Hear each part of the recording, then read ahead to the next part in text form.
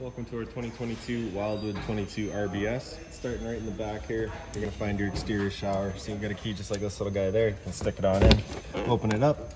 Inside of there, you'll find a 3-foot hose with the standard head, hot and cold water. So if the dog's out getting muddy, you can spray him off before he gets inside. Once you're done, just wrapping the hose around the handles, tucking that head in there, and then just locking her back down. Right beside that, you'll find a black tank flush. So over time, you may notice after having dumped your black tank, your monitor panel is still reading 1/3 or 2/3, whatever it may be. Typically, that's just some debris inside of that tank hanging between the probes. So what you're going to do is take your water hose and plug it into there, open up the black valve that we'll show you in a second, turn on the water, and that'll just flush out that tank, getting rid of any sort of debris that could be causing that issue. Right beside that's your city water connection. So the same water hose will just plug into there, turn on the water, and that'll pressurize the lines throughout the unit.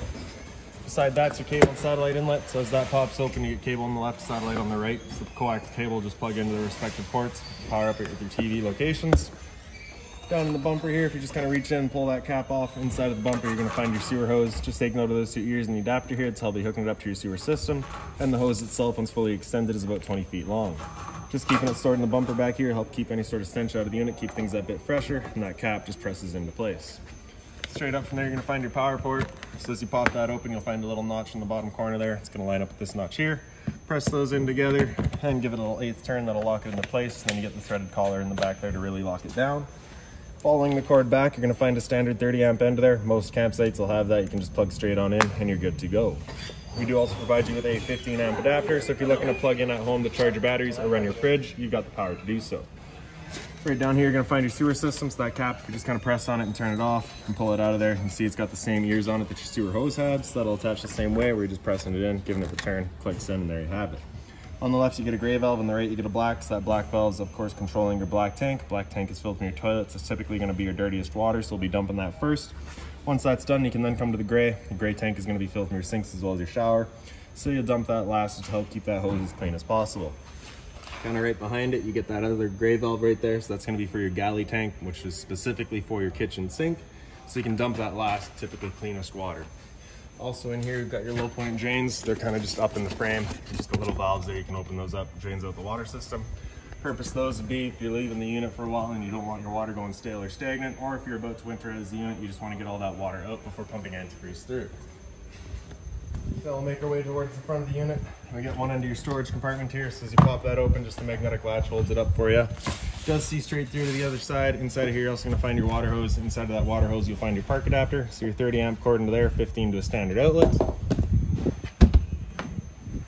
Around the front of the unit, you'll find that little white box up in the trailer there. So it's just got that little key in it. With that pointed up, that's your battery then turned on. If you're to turn it counterclockwise and pull it right out of there, that's your battery then disconnected from the system. Your battery itself is housed inside of this little box right there. So as long as you're plugged into that short cord in the back or your 7-pin to your tow vehicle, that battery is charging for you. 2 little knobs there. If you loosen those off and push them back, you get access to your propane tank valves. For the video, I'll pull it right off. And then I can show you that changeover in the back there. So it's currently green, just letting us know that we've got propane in the system with the arrow pointing over here. So running off of that tank. If it were to go red while you've got a tank open, it's just letting you know that tank's now empty. So you just close off that tank, flip the change over to the other side, and run off of this tank while you get the other one filled. In front, you get a power tongue jack with a little cover on it. So it's just got its own little kind of little rope in the bottom here. Just loosen that off and you can pull it off. And on the left, you get your light switch. Then on the right, up is up, down is down. In the back here, that little plug, if you just pull that off, gives you access to a manual override. So if your batteries were to die, you can still run it up and down. Once you're done, you definitely just want to keep that covered up. Make sure that's good and tight. On the other side here, you get the other end of your storage compartment. So inside of here, you'll notice that weight distribution kit. So this owner has decided to go with that. So that's just stored in here for him. A couple other little accessories there for.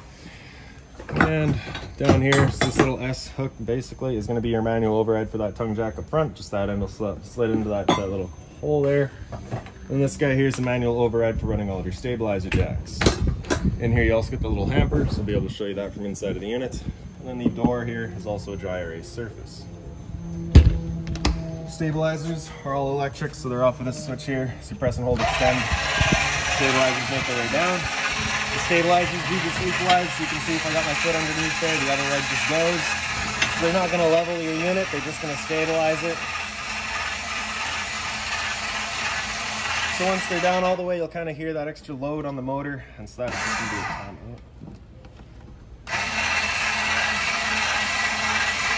Once you hear that extra load on the motor, we'll be letting go.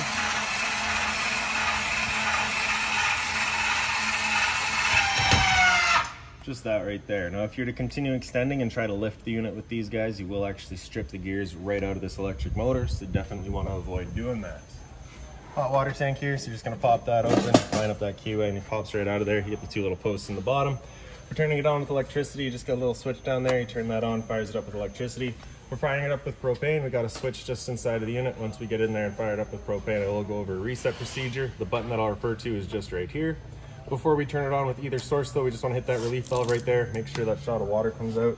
A little bit of water coming out of there is just letting you know that tank is full, it's safe to fire it up, and you're not going to burn anything up by doing so. Once you're done, just line up those two bottom posts and lock it back down. You also find your two exterior speakers out here. Right in between that you get your furnace, so if you're ever running your furnace, you just want to make sure that's not blocked off. It does get hot.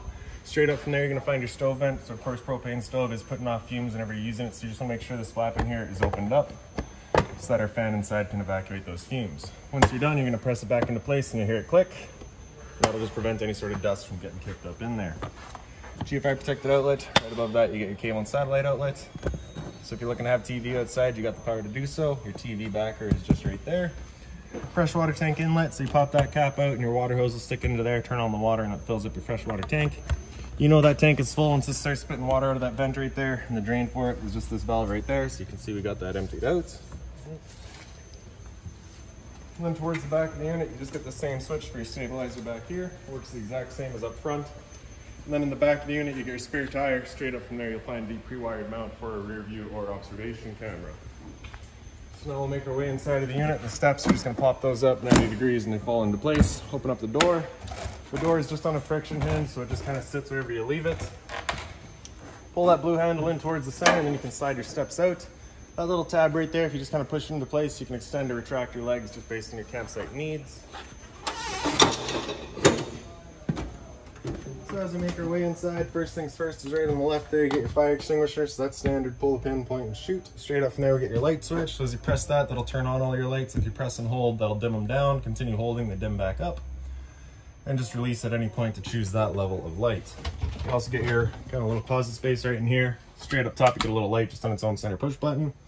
If you're looking to winterize the unit yourself, once it comes time, access to your water pump is right underneath that panel there. So 4 screws, one in each corner. Pull those out, you can get access to your own water pump. Around the corner, we get your monitor panel. So in the bottom corner of it is your slide out. So press and hold out, and your slide will make its way out. Once that slide's fully extended, you're just gonna hear some clicks from the motors letting you know they've reached their stall. Once you hear those, we'll let go.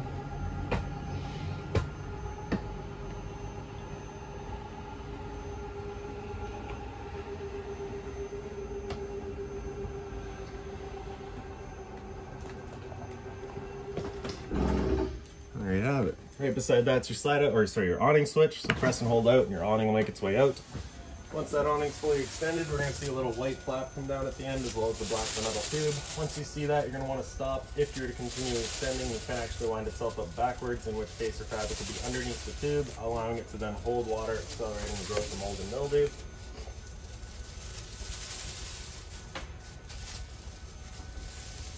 So there's our flap. It's just a little sticky, so we'll go out a bit and then we'll come back in, and that should bring it down.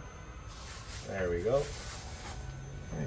So if it were to start raining, it's of course going to hold some water anyway, so what you can do is grab either arm, front, or rear, and you're just going to pull straight down on it, and you can see that changes the pitch of the awning out at the head, allowing water to then run off.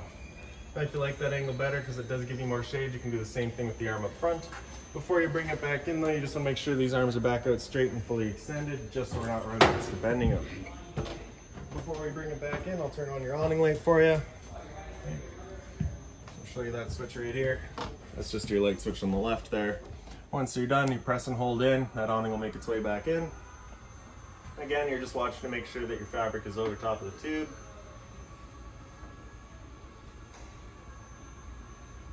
And another thing to keep in mind with your awning is once you get up to about 15-20 kilometers an hour wind, it does catch all that wind, so you're just going to want to bring it back in, again, so you're not running the risk of bending your arms. And once that guy's fully closed, the electric motors will just kind of lock up, hold it firmly in place against the side of the unit, and that'll be that.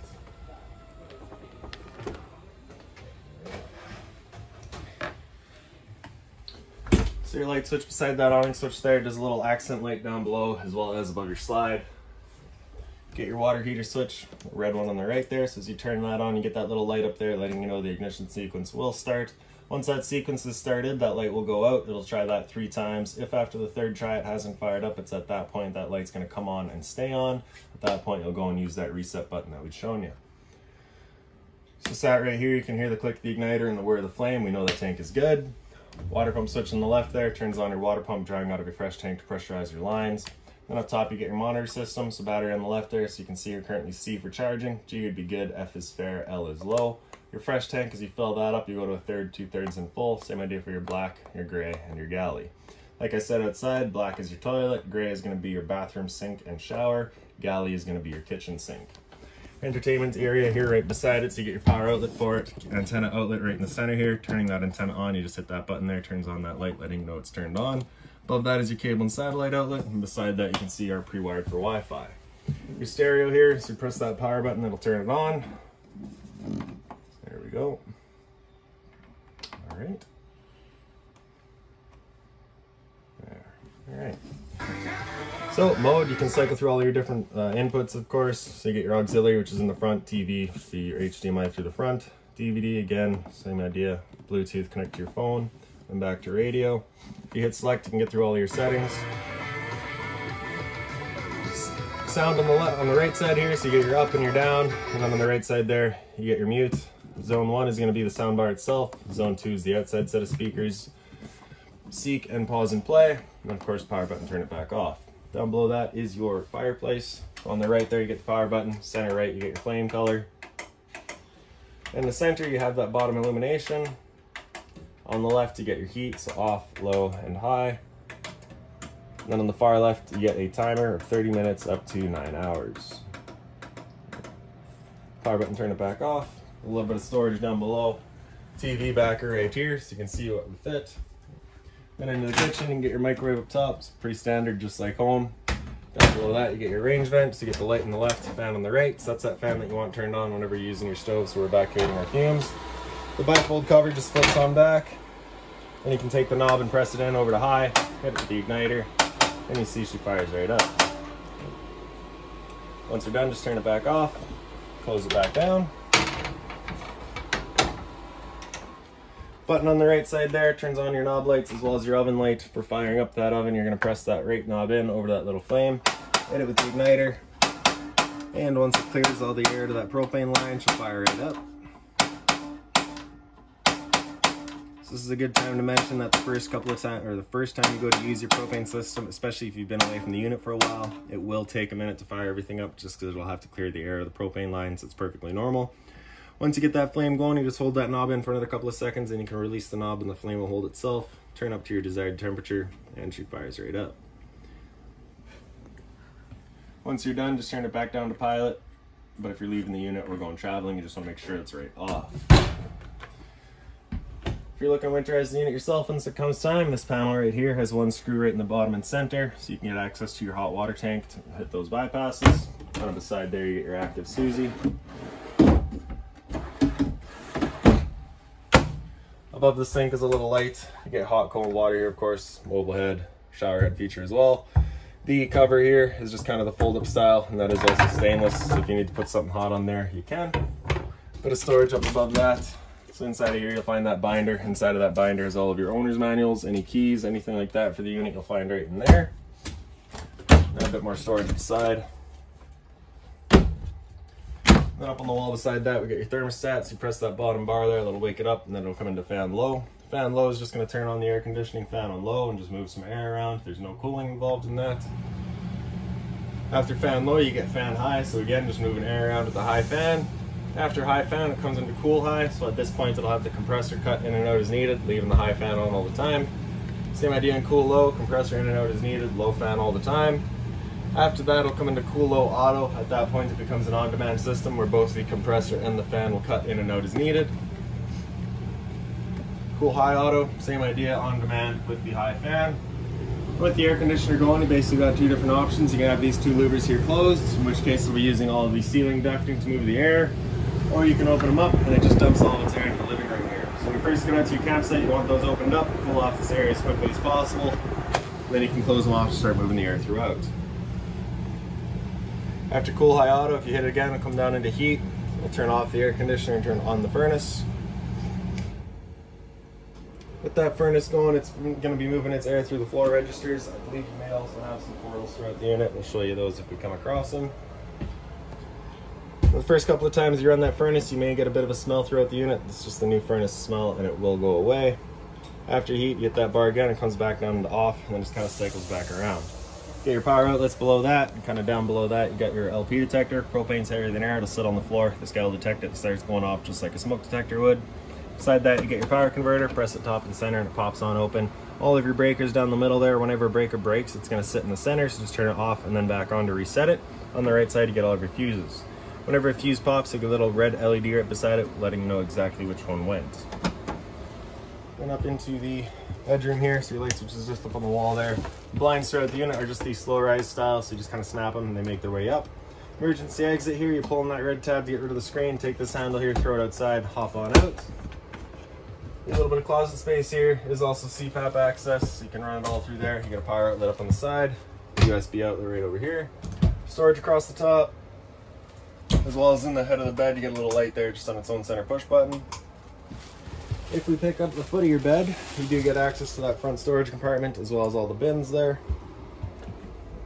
Then over on this side here, you get your laundry hamper, so that just opens on up and there you go. Same sort of closet space here with the same CPAP access and the same sort of closet space up top.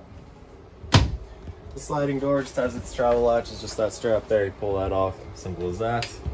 12-volt fridge here, so just that travel latch, you're going to slide that over, open it up, you get your freezer up top and your fridge down below. Temp controls right across the top there. And the slide out for your dinette, you get your two little lights there just on their own center push buttons. This couch here does fold down. If you pick up the base, it folds down. Once you're done, just kind of give it that pick up, let it know of encouragement down the back. Storage on either side, you do also get the little bins there. All right. And then just note that little mount right in the center there. So if we open up this compartment here, we'll find a little table leg. So you're gonna take that and you're gonna slide it in. And then grab your leg, or your table from out of here as well. Where did it go? There it is. Slide that out of there. Then you'll notice the little base on the bottom there. So you're just gonna line that up. Press it firmly into place. And there's your table. Then you do also just get the open storage in there as well. There is another bin in there. And then right above my head here, you get your smoke detector. And lastly, we'll just come into the bathroom here. Light switch is up on the right side. Then you get your shower there, so standard head and hose, hot and cold water, of course. A little bit of storage space in the back. Just being mindful of that vent there. You don't want to be breaking that. Your toilet just opens up and you get your flusher on the right side there. A little bit more storage space here. Then around the corner you get your medicine cabinet, so it just opens up on the left side. Take note of that little tongue right there. It holds on to this little elastic strap there as your travel latch. Hot and cold water, a bit more storage down below it. And then right here you also find your GFI protected outlets, test on the bottom, reset on top. So if you ever have outlets that don't work, it's the first thing you should check. And I do believe that's about it for this unit. So if you've got any other questions on it, please feel free to give us a call, 204-237-7272.